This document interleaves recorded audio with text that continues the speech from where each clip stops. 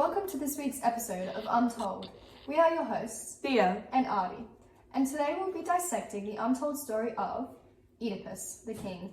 using historical sources and Oedipus's very own video diaries, we will ponder the question: is this a story of a manipulative, incestuous murderer or a naive, desperate man with good intentions? That's a good question.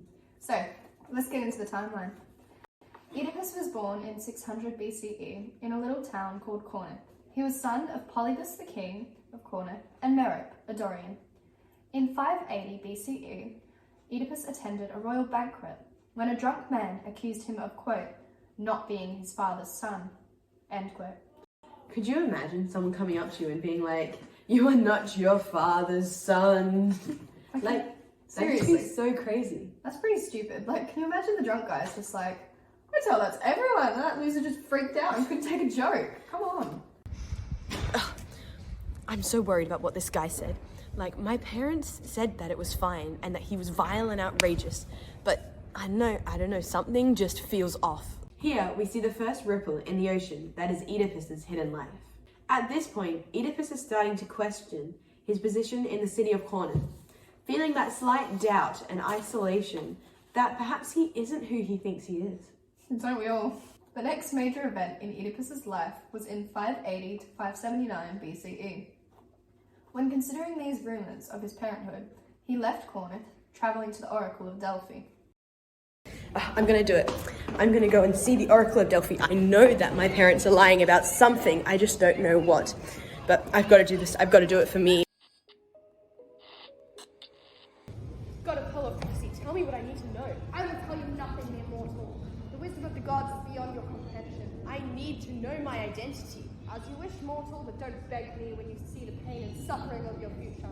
Upon receiving the prophecy in 579 BCE, which states, quote, you are fated to couple with your mother. You will bring a breed of children into light no man can bear to see.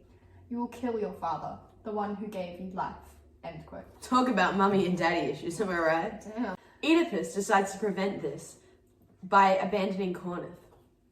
Along his travels in 578 BCE, Oedipus crosses paths with other men travelling who try to charge through, and their wagon almost knocks Oedipus off the cliff. So Oedipus initiates a fight in which he kills all of the men.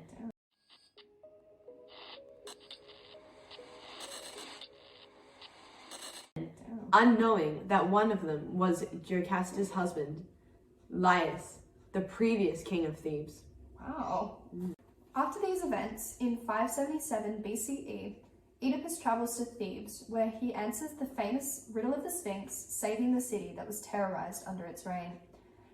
In gratitude, he marries widowed Queen Jocasta. Now that we're up to speed on the past, let's jump a little into the final events of Oedipus the King.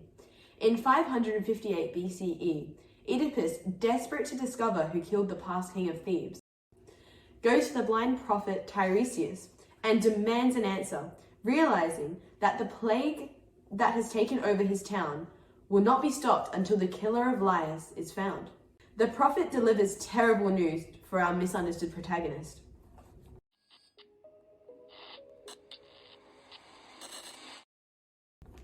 Upon hearing this news, Oedipus, overtaken with guilt and remorse, tells his wife of his past. In this image, we see Jocasta and Oedipus coming to the realization that Oedipus has murdered Laius, through the prophecy and Jocasta telling him of the previous events of the past. And so we reference this quote. And you, his wife, I touched your body with these hands that killed your husband cover you with blood, end quote. So, you're telling me that Oedipus received a prophecy in which he stated that he would kill his father and then marry his mother, and then proceeds to kill someone. Could that someone be his father? Absolutely. I feel like it's too much of a coincidence if it's not. Yeah. And then, wouldn't that mean that his father being the previous king of Thebes, he married his mother and had children with her? That does make sense. Yeah. So technically he has fulfilled the prophecy. Based on this information, we had to redesign the family tree to reflect Oedipus's true parentage, murders, and incestuous relations. Yeah.